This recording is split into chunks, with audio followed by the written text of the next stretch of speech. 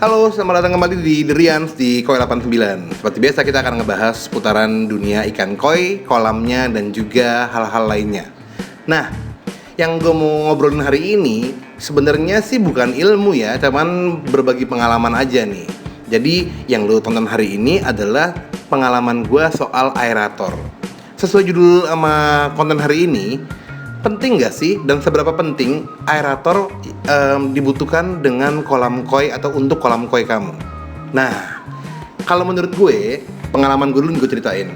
Pertama kali gue buat kolam, emang gue udah pakai aerator. Gue menggunakan merek Resun LP20. Bukan iklan ya, gue beli sendiri loh. Resun gak pernah sponsorin gue. Kolam gue tuh ukurannya 4x3 meter, kedalamannya 175 cm alias 1 meter 75 cm. Nah, jujur, waktu pertama kali gue pakai LP20, kayaknya sih gede-gede aja. Udah ada waterfall, air terjun, ada juga aerator.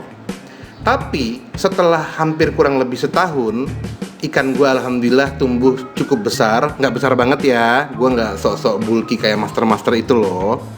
Besarnya gue tuh sekitar 55-60 cm.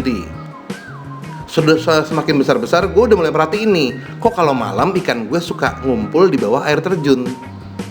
Seperti kekurangan oksigen, padahal harusnya enggak ya, udah ada air terjun, ada aerator LP20. Akhirnya gue ngobrol dengan orang yang senior, termasuk juga orang yang buatin kolam gue. Dia akhirnya bilang, "Mas, kan udah gue bilang, ikan lu kalau begitu sebenarnya sudah mulai kurang oksigen karena ikan lu udah makin besar. Dan kolam gue dengan ukuran tersebut tadi emang juga lumayan agak salah. Isi ikan gue sekitar 14 ekoran. Harusnya sih sebenarnya kalau ukuran 60 semua gitu, dengan kolam seukuran punya gue, harusnya maksimal 8-9 biji udah paling maksimal kali ya. Cuma gak apa-apa lah, bandel dikit. Main koi itu emang gak harus ikutin aturan banget. Be yourself, cari-cari alternatifnya. Tapi ingat, kalau lu mau gedein ikan lu banget, memang lu harus ikutin aturannya banget. Kembali lagi soal aerator. Akhirnya sekitar 3 bulan lalu gue nabung, gue akhirnya beli nih aerator baru. Gue pakai Resun juga LP 60. Tadinya gue galau mau 60 apa 100 ya, tapi yang 100 gue nggak jadi. Tau nggak kenapa? Karena kurang waktunya. Akhirnya gue beli yang LP 60. Gue upgrade juga pompa gue jadi lebih besar, jadi 2 kali putaran per jamnya. Kembali ke soal aerator lagi.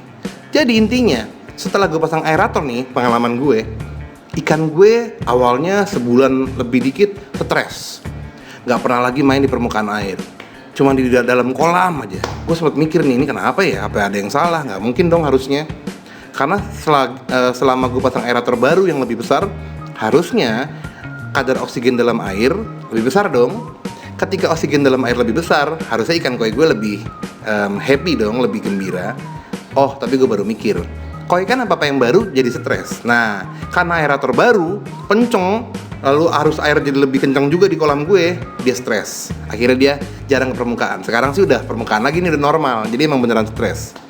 Jadi intinya, kalau gue pribadi, itu pengalaman gue soal pakai aerator, alias dari yang kecil sampai yang sekarang yang besar. Nah, tips buat lo, kembali ke soal konten. Penting gak sih pakai aerator di kolam lo? Kalau buat gue pribadi, yes, penting banget. Kenapa? Pertama, jangan pernah lu buat kolam tanggung-tanggung. Pasti ini penyakitnya buat yang baru-baru kayak gue dulu. Pakai aerator nggak? Nggak usah deh, kan udah ada air terjun. Atau yang kedua, digodain kadang-kadang dengan pembuatnya sendiri. Nggak usah lah mas, saya rasa udah cukup deh ada air terjun doang. Kalau saran gue, pakai aerator dari awal lu buat kolam. Kalau sekarang pun belum, ayo pasang deh. Kenapa? Aerator itu sangat membantu kadar oksigen dalam air lu jadi banyak.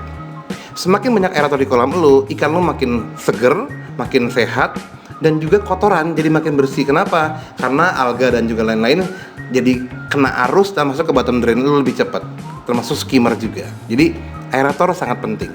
Dan ingat, yang kedua, penggunaan aerator memang alternatif nih punya nih. Kalau lu nggak demen kolam lu yang banyak airnya bergerak arusnya, lu mau kolam lu yang tenang, lu boleh gunain aerator lu sikapinnya, taruh di dalam lubang filter chamber lu. Posisinya di mana, bagusnya di mana, mungkin di chamber-chamber terakhir ya, yang isinya cuman biobol atau rumah bakteri doang. Atau mau lebih tepat lagi, coba cek di YouTube deh, banyak banget kok yang sharing bagusnya di mana. Atau yang kedua nih, soal aeratornya. Kalau mau kayak gue sih bodo amat ya, mau arusnya kenceng, liat ikan gue gak susah-susah gitu. Yang penting gue happy.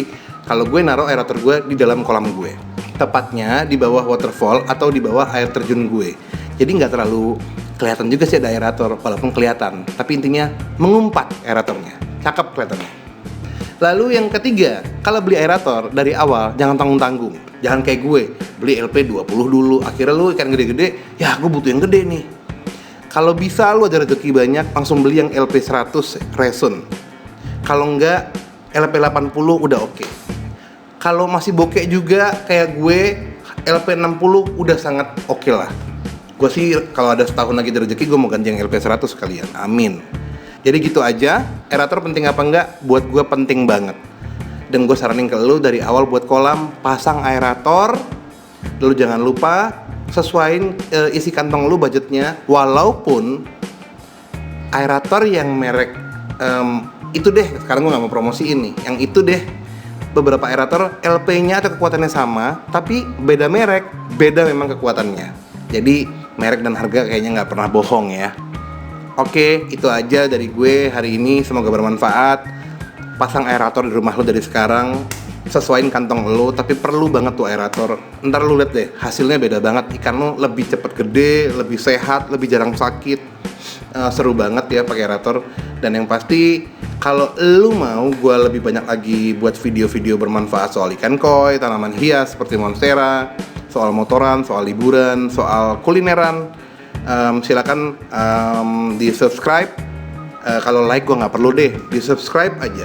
Channel gue makin banyak, pasti gue makin semangat. Yang kedua, kalau ada pertanyaan, kritikan, terbuka gue. Silakan menghina-hina gue, marah-marahin gue sih nggak akan marah kok di kolom komen gue ya. Cheers, salam nisi gue, bye bye. Teman-teman jangan lupa like and share ya, biar kami bisa umroh sekeluarga. Terima kasih.